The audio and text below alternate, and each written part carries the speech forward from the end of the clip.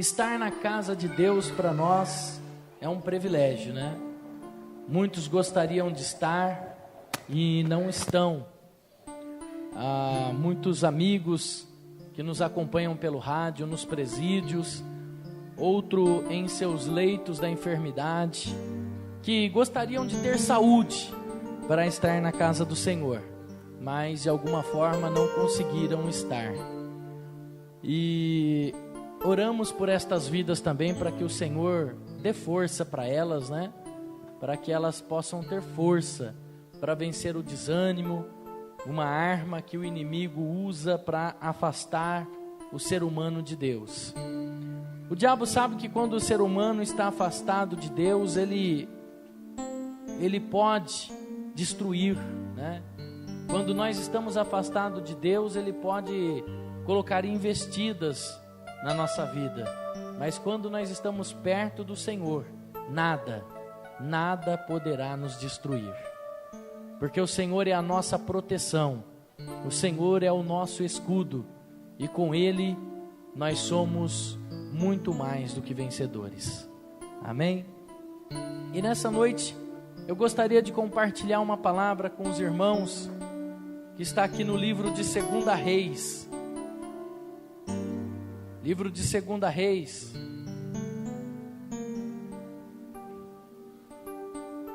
Depois do livro de Samuel, 1 Samuel, 2 Samuel, 1 Reis, você vai aí para o livro de 2 Reis, capítulo 4.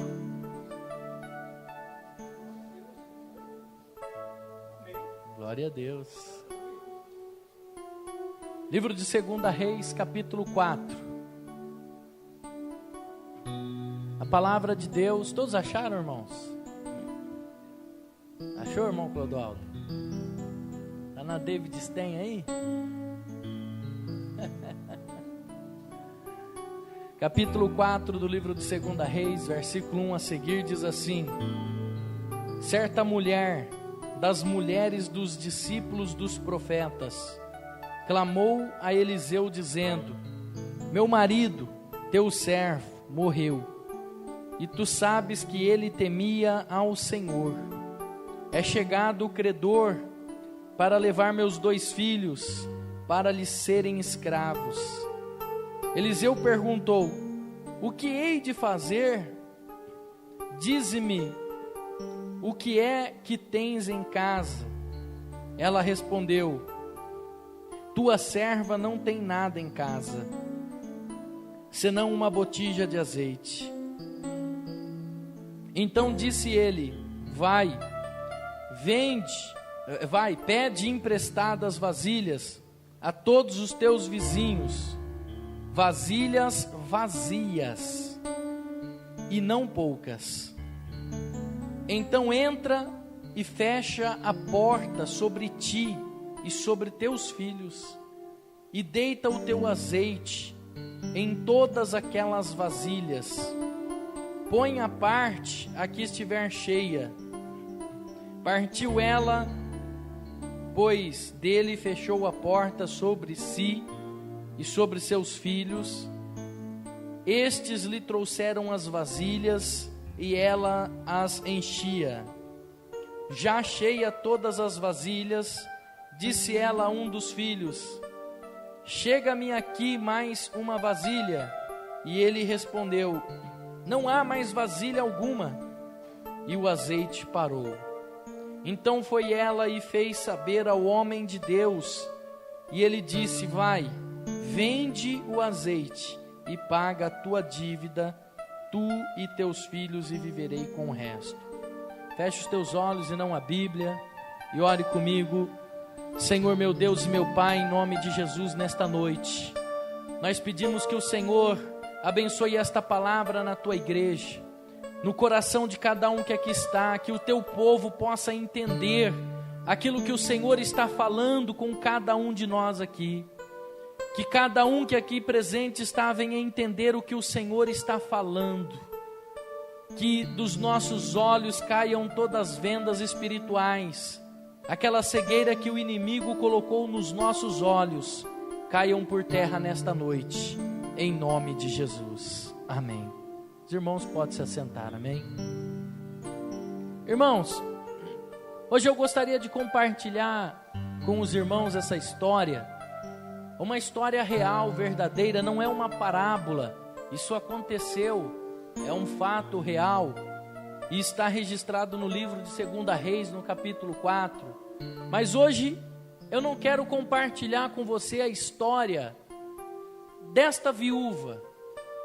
Eu não quero compartilhar a história de Eliseu, mas eu gostaria de compartilhar a história desses dois meninos que a Bíblia conta, os dois filhos desta viúva. Hoje eu gostaria de compartilhar com você a história desses dois meninos. Eu estava lendo esta passagem, já li esta passagem algumas vezes, e quando eu comecei a ler essa passagem, eu comecei a me identificar com esse texto. Eu comecei a imaginar, você já parou para pensar o psicológico desses dois meninos? O psicológico dessas duas crianças? Dois filhos, órfãos.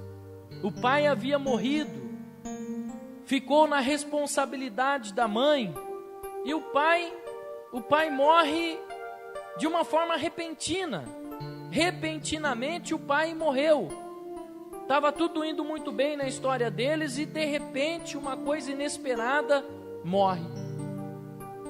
Eu acho que todos já passaram por esse problema de ter que enfrentar algum parente, alguma pessoa próxima, que às vezes está indo tudo muito bem, de repente a pessoa morre. E aí você tem que correr atrás da papelada, você tem que, de repente, correr atrás de lugar para enterrar. E hoje morrer é mais complicado do que nascer. Nasce, você vai no cartório, registra, está tudo bem. Hoje, para morrer é complicado. Você tem que ter um lugar para depositar o morto, você tem que ter um lugar, você tem que pagar uma taxa, você tem que comprar, você tem que correr atrás de documentos, tem que ir atrás de certidão de óbito, e depois, se é o pai de família, você tem que correr atrás de inventário, de um monte de coisa. Morrer hoje é mais complicado do que viver, do que nascer, né? E esse homem morreu de uma forma repentina. Estava tudo indo muito bem. E esse homem, ele não era um grande lavrador. A Bíblia não diz que esse homem ele era um grande agricultor, era um grande político. A Bíblia não diz que ele era um grande comerciante. A Bíblia não diz que esse homem ele era amigo do rei. A Bíblia não diz que esse homem era um dos homens mais conhecidos e respeitados daquela época. Não. A Bíblia diz que esse homem era discípulo do profeta. Esse homem ia ser um profeta. Esse homem estava sendo preparado por Eliseu para assumir o cargo de Eliseu, assim como Eliseu assumiu o cargo de Elias. Ele era um homem de Deus. Ele era um homem que estava sendo instruído, treinado na escola de profetas que foi criada por Samuel.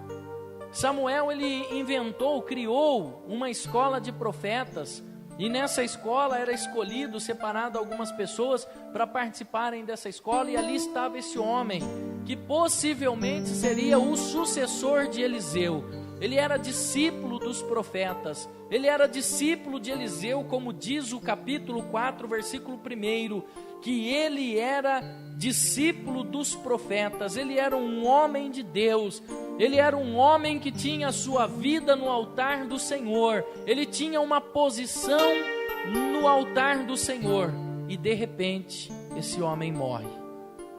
E eu fiquei imaginando, porque eu fui criado num lar onde Deus sempre foi o centro da nossa casa. Eu nasci dentro de um lar onde o meu pai ele era líder de uma congregação. Eu nasci dentro de um lar que tudo que nós íamos fazer, nós tínhamos que orar. Então, eu comecei a imaginar a vida desses dois jovens, desses dois filhos, desses dois meninos, que também tinha nascido dentro de uma casa de um homem de Deus. Assim como eu também nasci, eu já acompanhei tudo que você pode imaginar. Eu nasci dentro da casa de um líder religioso. Eu já acompanhei exclusão de membros na igreja.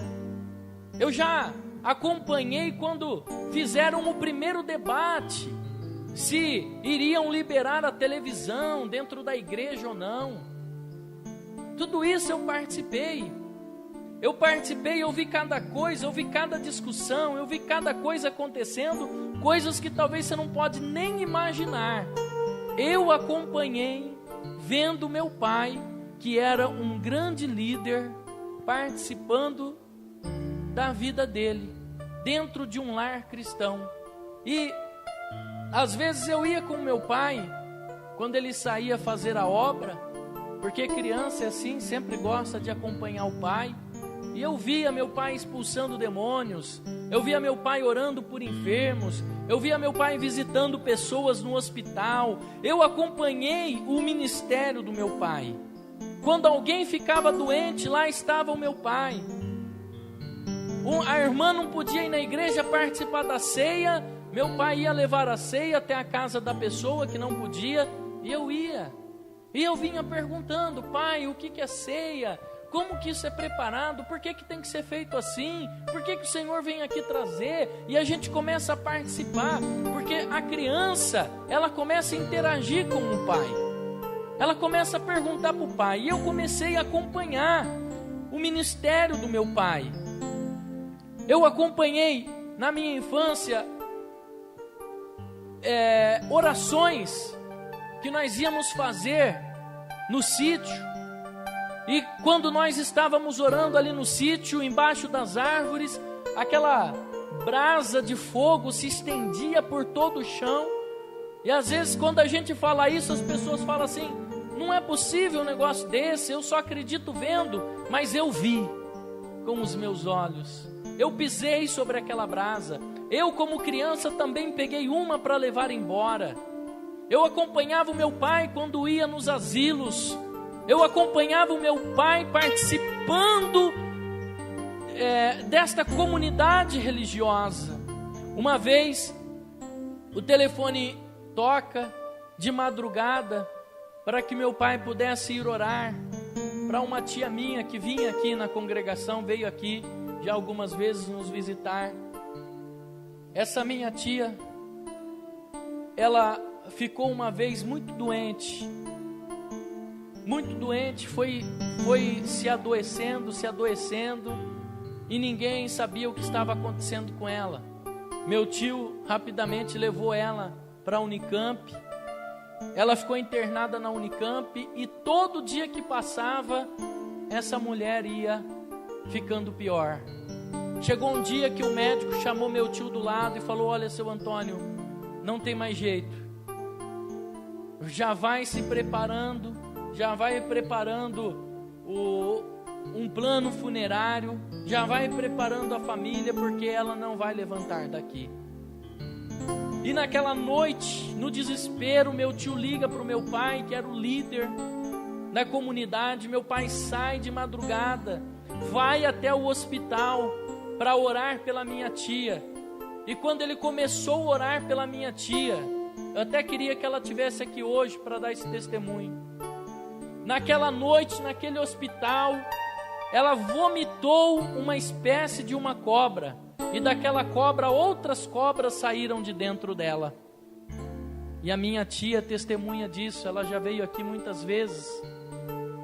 E naquele dia que ela vomitou aquela cobra, e daquela cobra muitas cobrinhas saíram de dentro, a minha tia começou a melhorar, e no outro dia o médico deu alta. Tudo isso eu participei, e eu ficava perguntando: mas pai, por que é isso? O que é isso?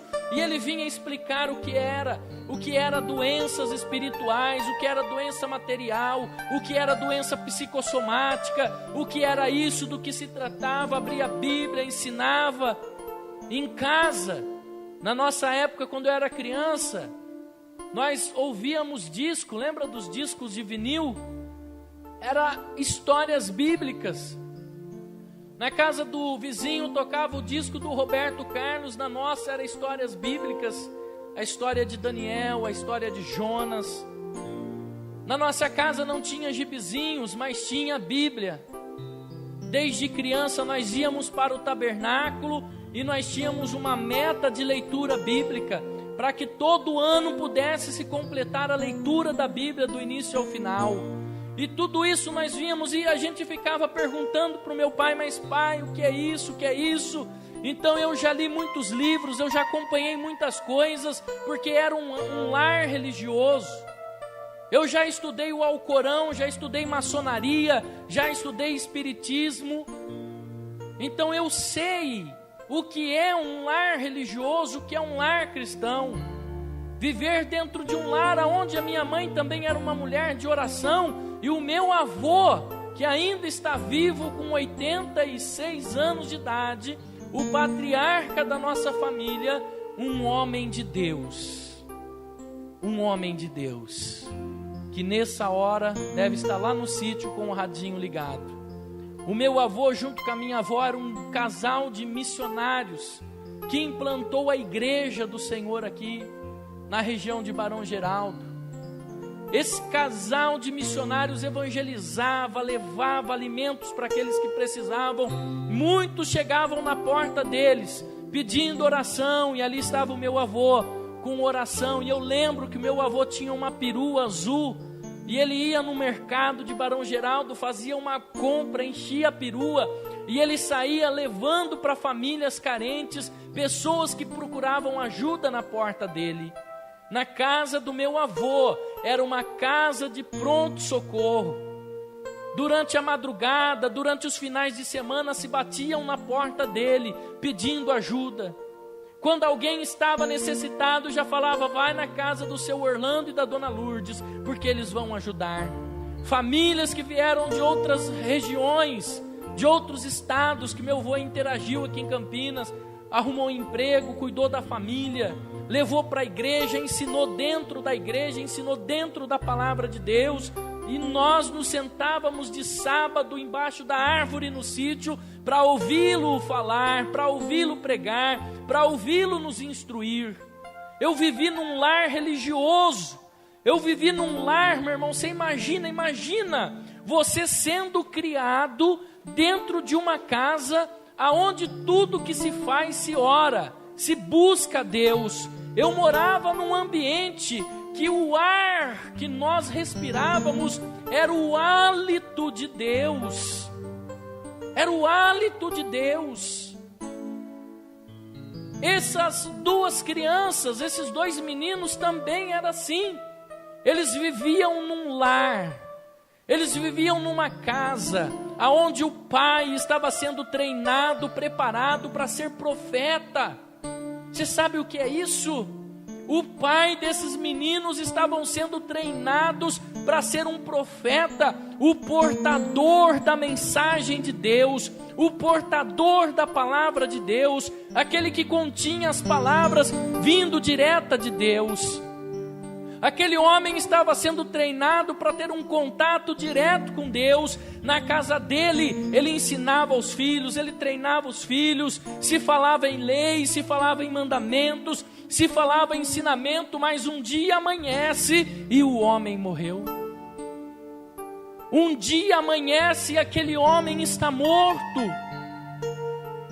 Você imagina, irmão, o homem que você admirava agora morre.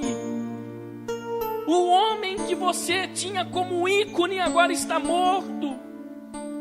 Ele estava sendo preparado para ser discípulo. Lembra? Elias preparou Eliseu para ser o sucessor dele.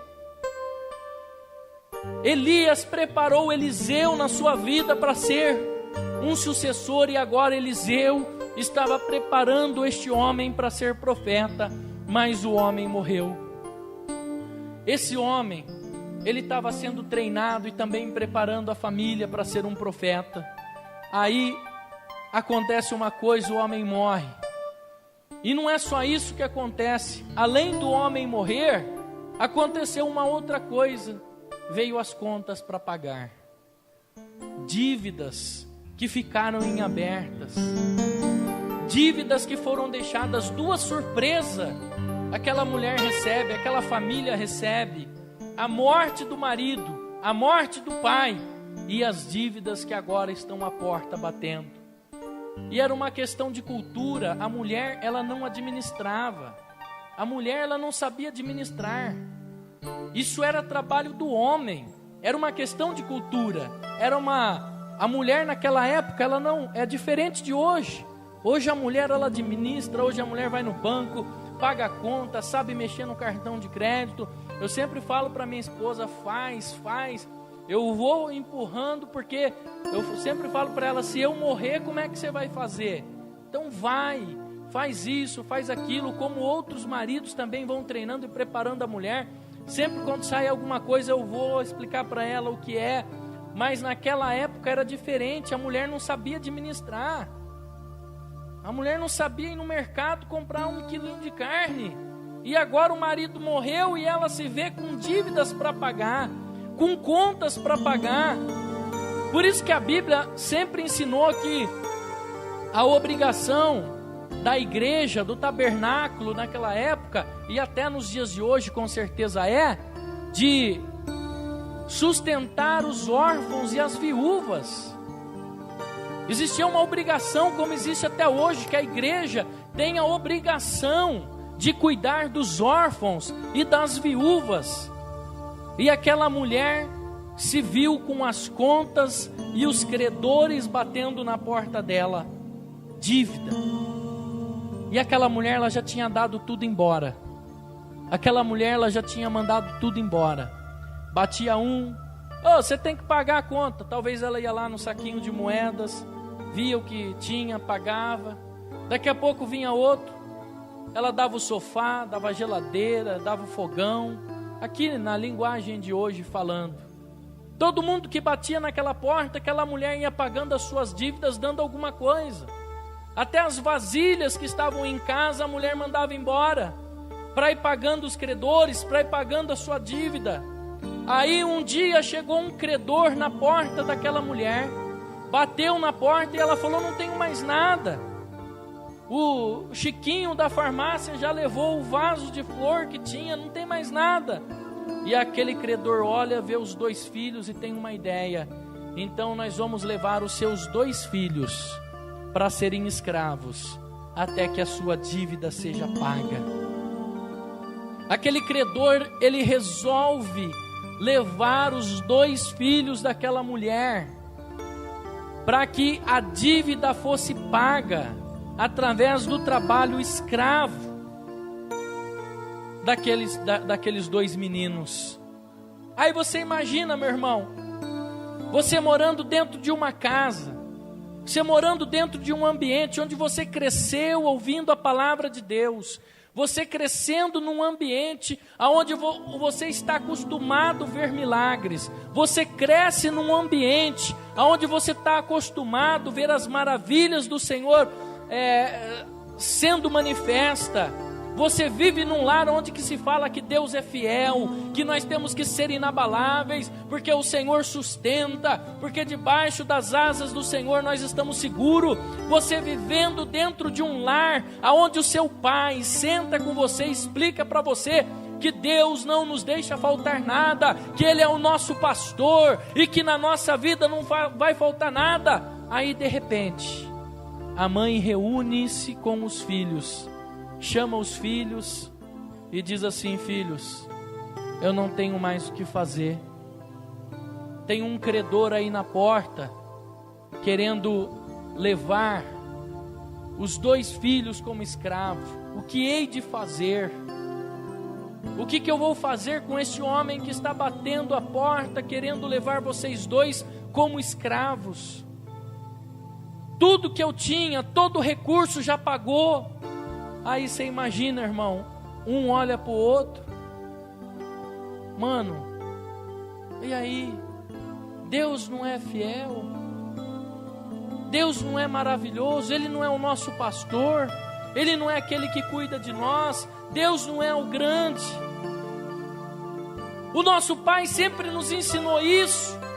E agora, de repente, nós estamos numa situação que estão querendo nos levar como escravo. Você imagina o psicológico daquelas crianças, daqueles 2 meninos. Nós vivemos num lar onde nós aprendemos a orar, a agradecer a Deus por tudo. Em tudo nós santificamos, dizimamos tudo aqui. O nosso pai foi um discípulo dos profetas e agora nós estamos a ponto de ser levado como escravo. Irmão,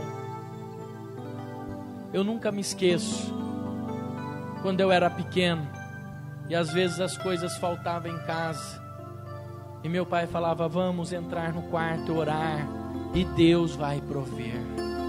E Deus provia. E agora estão esses 2 meninos sem o pai, sem aquele que sentava do lado para ensinar. Você imagina, o pai chegava para aquelas crianças e falava assim: senta aqui no banquinho do lado, vamos conversar. Olha o que Eliseu disse hoje. Olha, Eliseu, imagina o pai contando a história para os filhos.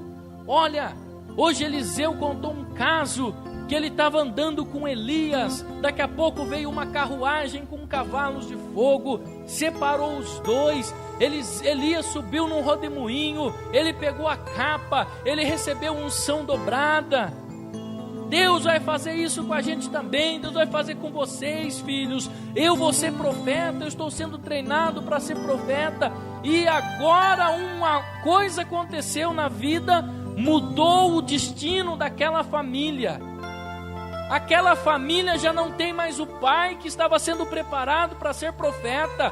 Os credores estavam na porta, apertando aquela mulher. E agora um dos credores quer levar os filhos como escravo para pagar as dívidas que foi deixada com aquela família.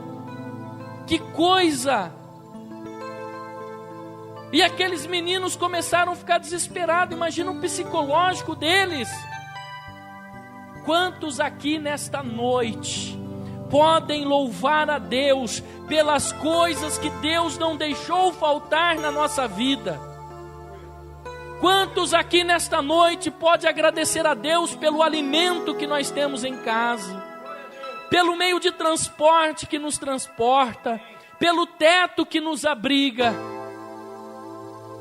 Existiu situações na nossa vida lá atrás que outrora nós não tínhamos isso. Como estava acontecendo com esses 2 meninos agora?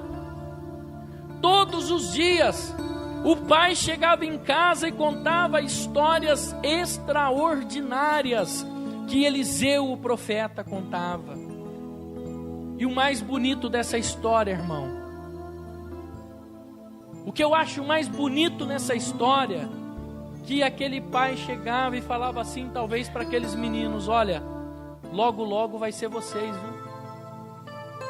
Eu estou sendo preparado para ser profeta, mas logo logo serão vocês que vão estar no meu lugar, que vão estar no lugar de Eliseu. Você imagina, irmãos, quando eu era criança, as nossas brincadeiras lá em casa não era de videogame, mas nós brincávamos de igreja. Nós saíamos do culto e brincávamos de igreja. E eu sempre queria ser João Batista. Não, eu sou João Batista, eu sou João Batista. Porque João Batista era um cara louco. Aí quando eu fiquei sabendo que cortaram a cabeça dele, eu falei: não quero mais. Mas você imagina aqueles meninos chegavam na escola: e aí, o que você vai ser quando você crescer? Aquela pergunta que a professora faz: eu vou ser igual ao meu pai, profeta. Você vai ser o quê? Pergunta para o irmão. Vou ser igual ao meu pai, profeta. Mas uma coisa aconteceu: o pai morreu. Que história triste, né? O pai morreu e agora na porta estava o credor, o cobrador, dizendo: eu vim buscar os meninos, viu? Eu vim buscar os meninos porque eles vão ser escravos, para pagar a dívida que seu marido deixou em aberto. Quem tem filho aqui, levanta a mão. Bastante gente, né? O credor está na tua porta, irmão, querendo levar o teu filho. Que credor é esse, pastor? É o credor das drogas, é o credor das bebidas, é o credor das farras, é o credor da boate. Esse credor se chama Satanás, que está na porta da tua casa batendo: eu vim buscar os teus filhos. Tem gente que está nos ouvindo pelo rádio e vê todo dia o credor bater na porta para buscar o filho para a balada, para a bebida, para as drogas. Tem gente que está nos ouvindo em casa que todo dia o credor vem em casa buscar o esposo para ir no bar beber. Tem gente que está em casa todo dia ouvindo o credor na porta de casa, ou buscando o esposo, ou buscando a esposa, ou buscando os filhos.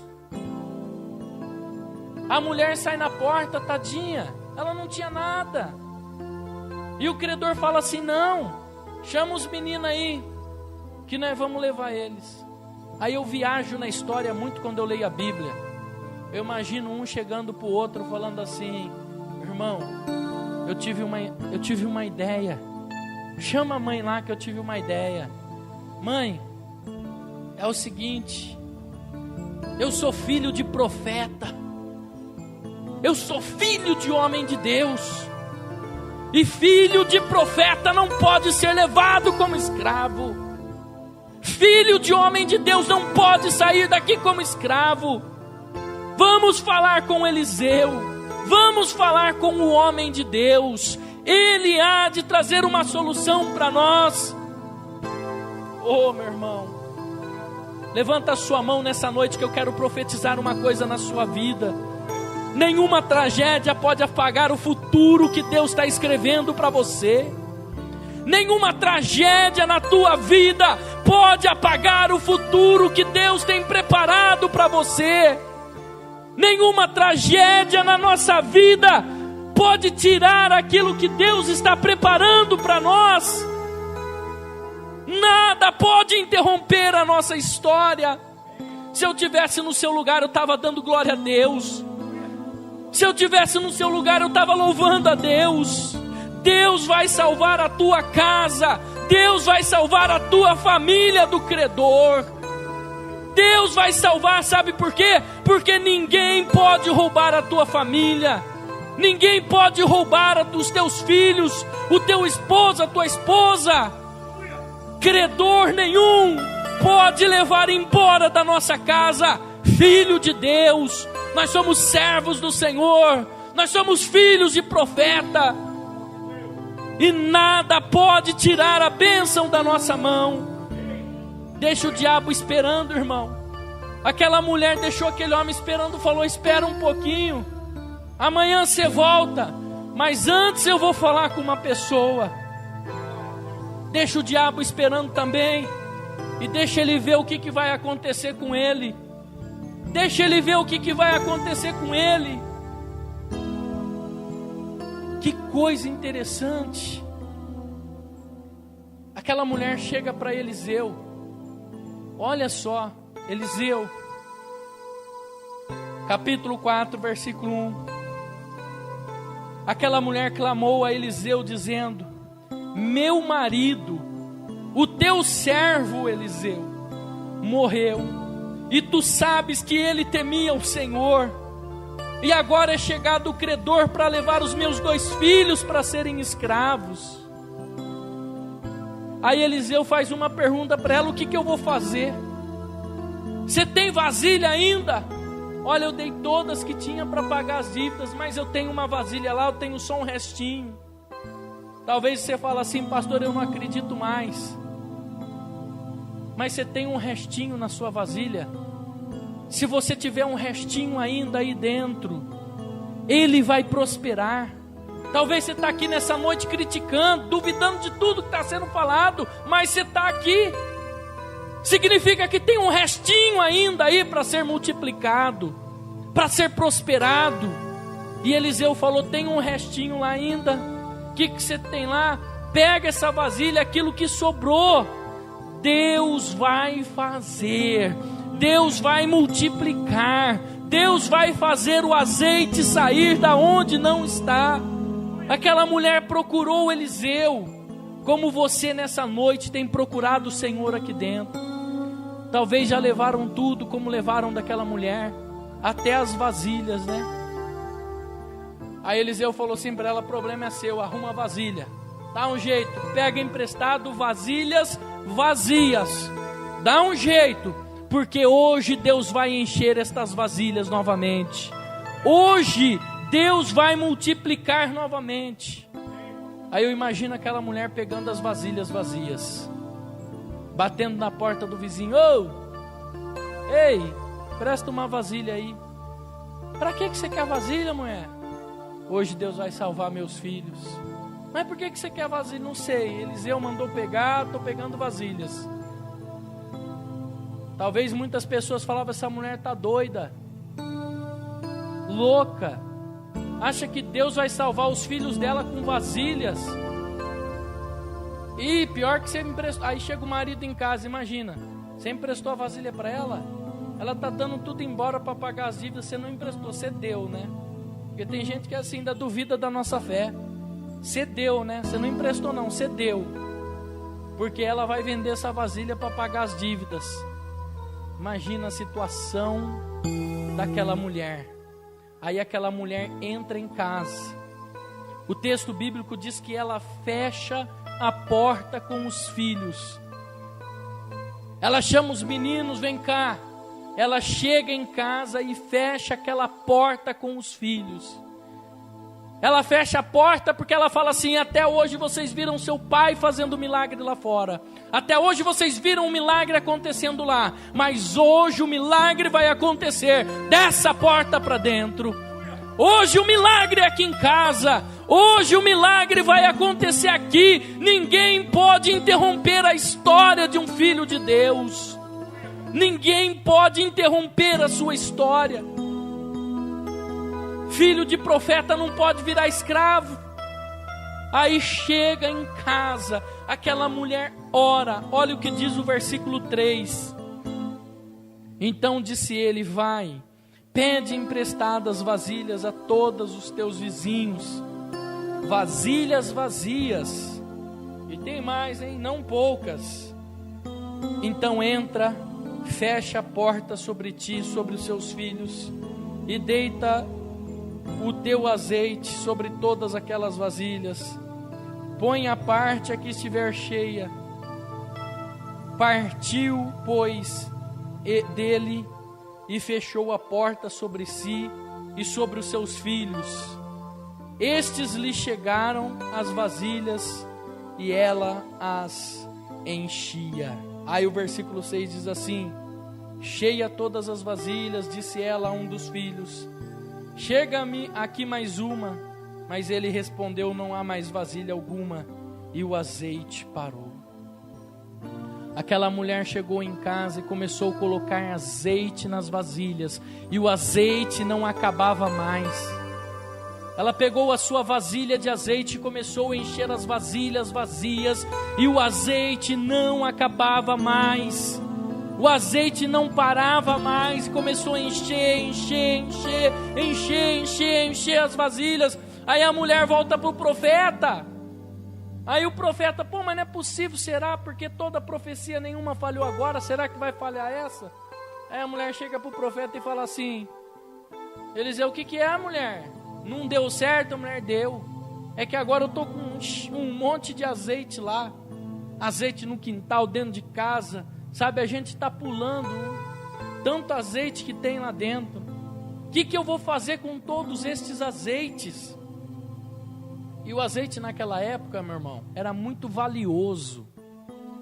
Hoje nós acendemos a luz, apertamos o interruptor, a luz acende, porque tem uma usina hidroelétrica gerando energia. Mas naquela época não tinha isso. As lamparinas, elas eram acesas com azeite. O azeite era o combustível que acendia as lamparinas. Aí o profeta pega e fala para ela: agora é o seguinte, você vai vender tudo que você tem, que agora você é sócio da CPFL, você manda na metade da iluminação dessa cidade, vende, paga o teu credor e viva com o resto, porque Deus não manda só pagar a nossa dívida, mas Ele ainda dá uma vida tranquila para nós. Viva com o resto. Aí daqui a pouco, irmão, imagino, vem o cobrador, já preparando as algemas, pastor Samuel, para levar os meninos. Aí o menino fala: agora deixa que eu vou atender. O menino vai: eu vou peitar ele, deixa comigo.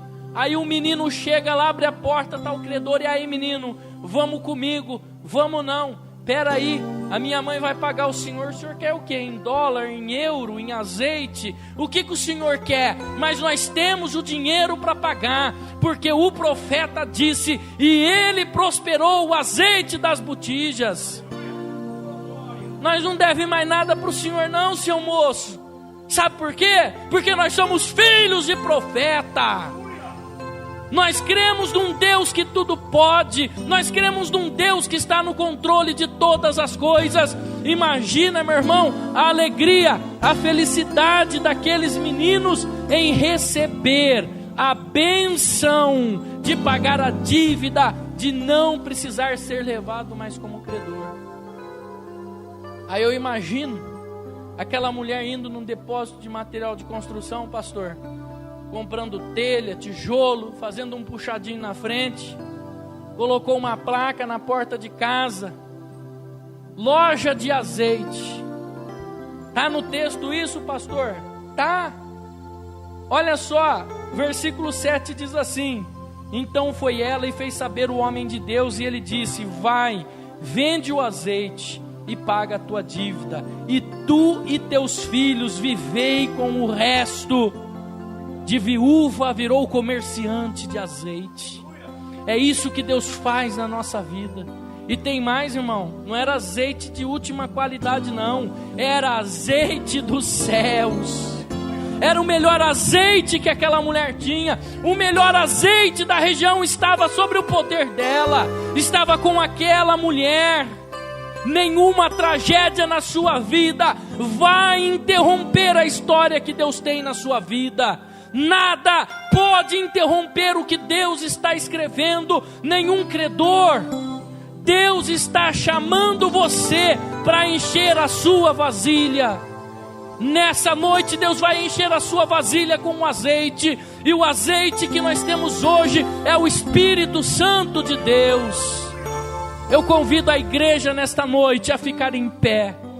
Eu convido a igreja nesta noite, você, meu irmão, eu convido você nessa noite, preste atenção no que eu vou falar, para você que está vendo os credores na tua porta, você que tem visto os credores do inferno na porta da tua casa, querendo levar teus filhos, querendo levar teu esposo, querendo levar tua esposa. Eu convido você nessa noite para vir aqui na frente, porque hoje Deus vai te encher com o azeite da unção. Eu convido você nessa noite para vir aqui na frente, porque hoje Deus vai derramar o azeite sobre esta vasilha que é você. Você que está vendo o credor bater na porta da sua casa, levar os teus filhos para onde não devem ir, para ser escravo do diabo, para ser escravo lá em outro lugar até pagar a sua dívida, na bebida, nas drogas, na prostituição. Eu chamo você nessa noite que tem visto o teu esposo sendo levado pelo credor. Talvez você chegue em casa, a turma fala assim: lá está seu esposo bêbado. O credor que se chama bebida veio buscar ele aqui em casa. O filho que está longe de Deus por causa do pecado. Hoje Deus vai honrar a tua fé nessa noite e vai te encher com o Espírito Santo. Hoje nessa noite o credor não vai ter mais força para levar o teu filho, porque você é um vaso. A Bíblia diz que nós somos vasos e nós estamos prontos para receber o azeite nesta noite. Ó Senhor, em nome de Jesus, aqui está o teu filho, Senhor. Derrama sobre ele o teu azeite, a tua unção sobre ele. Não deixa, meu Pai, o credor levar a família dele. a esposa dele, o filho dele, em nome de Jesus, nesta noite, Senhor. Enche esta vasilha com azeite. O inimigo não tem mais poder sobre os filhos, sobre a família. Em nome de Jesus, cai por terra agora, credor, porque a nossa dívida foi paga na cruz do Calvário. A nossa dívida foi paga com o sangue de Cristo.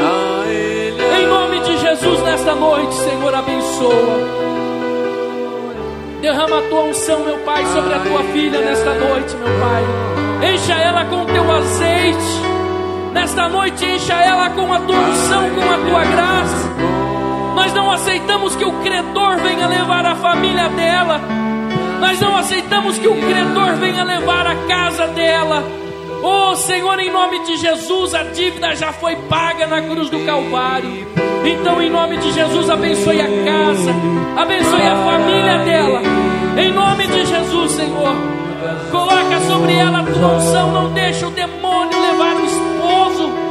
Em nome de Jesus, Senhor, derrama sobre ela a tua unção agora, meu Deus. Vai derramando a tua graça agora. Isso, Senhor. Em nome de Jesus, vai enchendo, Senhor. Enche ela, enche essa vasilha com o teu óleo, enche essa vasilha com a tua unção. Isso, Senhor, vai enchendo agora. Credor, você não tem poder sobre esta vida. Credor, você não tem poder sobre esta casa. Em nome de Jesus agora, Senhor, vai enchendo ela agora. Isso, Senhor, encha com teu Espírito Santo. Encha com teu Espírito Santo. Transporta com teu Espírito Santo nesta noite. Oh Senhor, em nome de Jesus, aleluia, Senhor. Aqui está a tua filha nesta noite. Vai enchendo ela, Senhor. Enche, meu Pai. Enche essa outra tua serva aqui, Senhor. Em nome de Jesus, vai derramando a tua unção agora. Não deixe o credor tomar conta da casa dela. O cobrador não vai ter mais força sobre a família. Em nome de Jesus, nós repreendemos agora, em nome de Jesus. Enche ela com teu Santo Espírito, Senhor. Vai enchendo, vai enchendo, vai enchendo, vai enchendo. Vai transbordando esta vasilha nesta noite. Em nome de Jesus. Senhor, aqui está o teu filho, aqui está o teu servo, Senhor. Vai enchendo ele com a tua unção. Vai enchendo ele com o teu azeite. O credor não tem mais autoridade sobre a vida dele. Não vai mais levar a família. Credor não tem mais poder sobre a família, Senhor. Então vai enchendo este vaso. Enche, enche, enche, enche, Senhor, com o teu Espírito Santo. Oh, aleluias. Aqui está a tua filha, Senhor, nesta noite. Vai enchendo ela com o óleo da tua unção agora. O credor não tem mais poder contra esta família. O cobrador não tem mais poder contra esta família. Cai por terra nesta noite, cobrador, em nome de Jesus. Encha ela com o azeite que vem dos céus. Transporta ela com o azeite que vem do Senhor nesta noite, Senhor. Encha, encha, encha com teu Espírito Santo. Encha em nome de Jesus. Cobrador, você não tem mais poder. Solta a família dela agora. Em nome de Jesus. Quebra, Senhor, as correntes da escravidão agora. Em nome de Jesus. Oh, Senhor, em nome de Jesus, aqui está o teu filho, Senhor. Vai enchendo ele com a tua unção agora. Vai derramando o óleo da tua unção. O credor não tem mais poder agora sobre ele, sobre a família dele, sobre as coisas dele. Solta, cobrador, em nome de Jesus. O azeite está sendo derramado aqui, está sendo transbordado nesta vida. Em nome de Jesus, Senhor. Porque dele, por ele. Vai derramando a unção sobre a tua filha agora. Vai enchendo este vaso, Senhor. Vai enchendo este vaso com a tua unção. Credor, solta a casa dela agora, cobrador. Solta a família dela agora. Não vai ser levado como escravo. O azeite está sendo derramado aqui nesta noite. Derrama, derrama, derrama, derrama, Senhor. Unja com o teu azeite nesta noite. Em nome de Jesus. Aleluias. Oh Senhor, aqui está o teu filho nesta noite. Nós pedimos que o Senhor derrame a tua unção com óleo na vida dele. Sim, Senhor, derrama, enche ele com o teu azeite.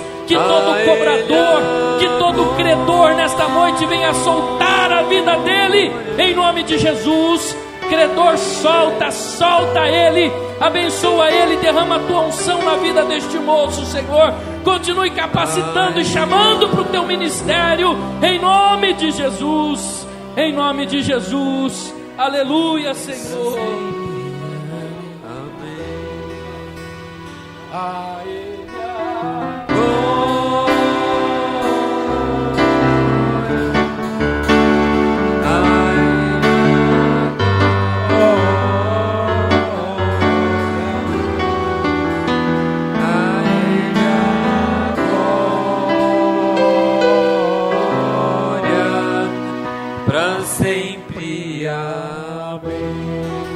Nenhuma tragédia na sua vida vai impedir de Deus continuar escrevendo a sua história.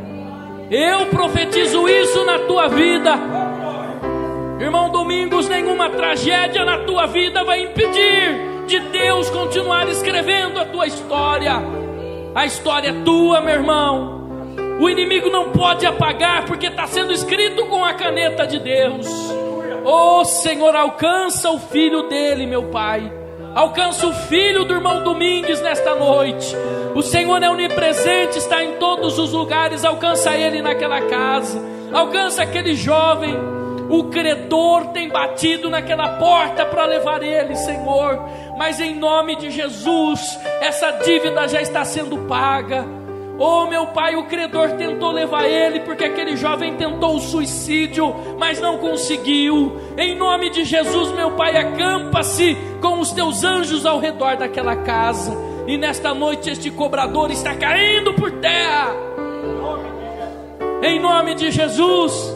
Pisa assim, irmão. Pisa, irmão. Em nome de Jesus, irmão Domingues. Você já está pisando em cima dele. A palavra de Deus diz que o Senhor nos deu poder para pisar sobre serpentes e escorpiões. Essas serpentes e escorpiões aqui são demônios e legiões. E nesta noite eles estão destruídos em nome de Jesus. Aleluias. Como é bom, irmão, sentir que Deus está aqui. Eu tenho sentido a presença de Deus aqui neste lugar. Eu tenho certeza que você também tem sentido a presença de Deus. Deus está transformando e renovando a nossa vida, em nome de Jesus. Nenhum trauma, nenhuma tragédia vai impedir a nossa história de ser escrita. Somos filhos de profeta, em nome de Jesus. Somos filhos de Deus. Declare isso na sua vida nessa noite. Glória a Deus. Aleluias. Toda honra, toda glória seja dada ao Senhor em nome de Jesus. Oh, aleluia.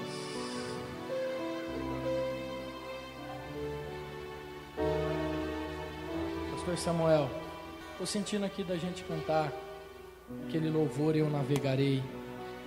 Que você possa navegar no oceano do Espírito nessa noite. Navegue no oceano do Espírito nessa noite. Deixa Deus trabalhar na sua vida. Oh, aleluia, Senhor. Eu navegarei no oceano do Espírito e ali adorarei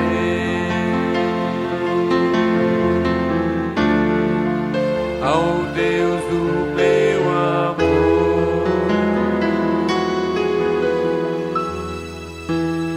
Eu navegarei no oceano do Espírito e ali adorarei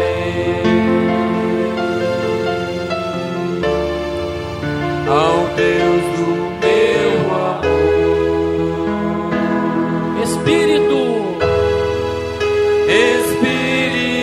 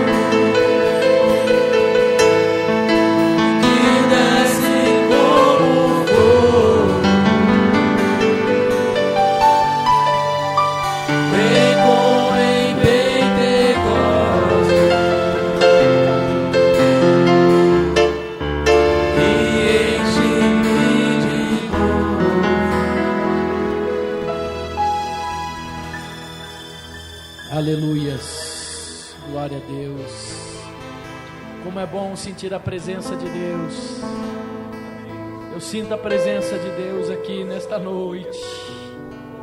Oh Espírito Santo de Deus. Oh Espírito Santo de Deus. Aleluia, Senhor.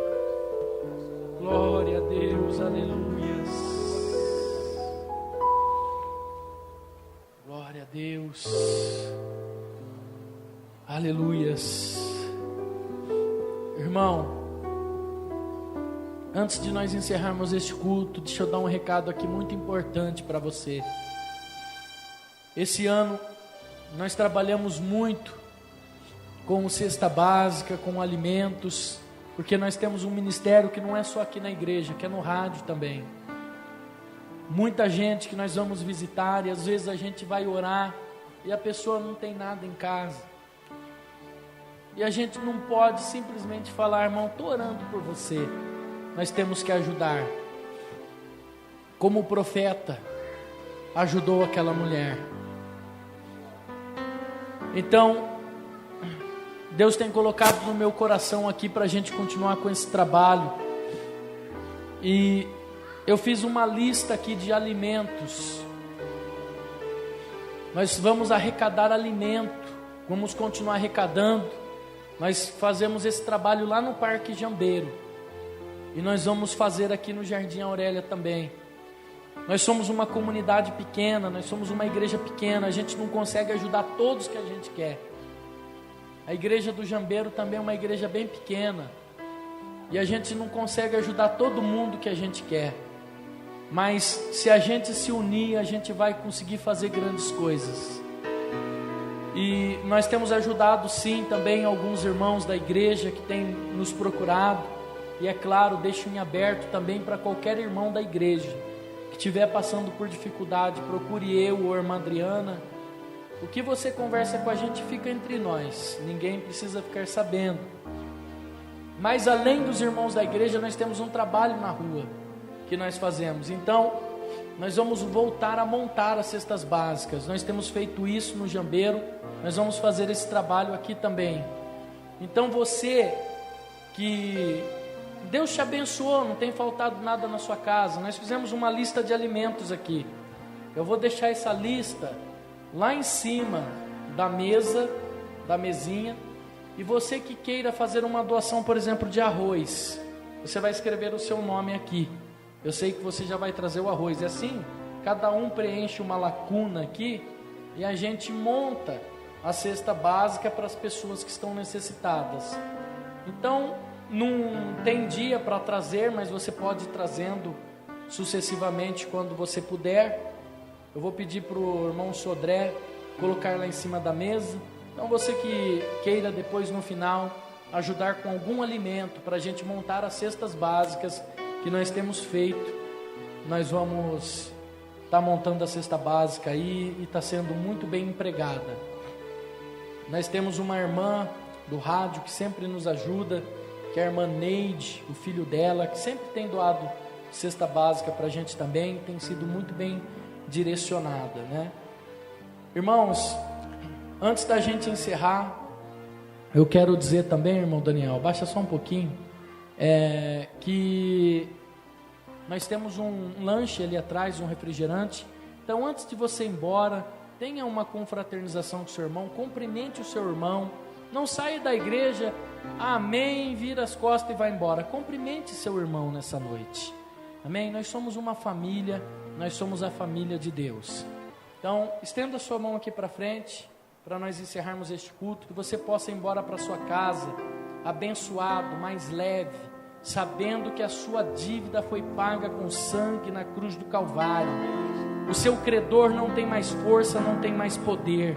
Declare isso na sua vida, que nenhum trauma, nenhum problema, nada, nenhuma tragédia pode interromper a história que Deus tem na nossa vida. O Senhor te abençoe e te guarde. O Senhor faça resplandecer o seu rosto sobre ti e tenha misericórdia de ti. O Senhor sobre ti levante o seu rosto e te dê a paz. Amém. Deus abençoe. Uma ótima semana para todos, em nome de Jesus.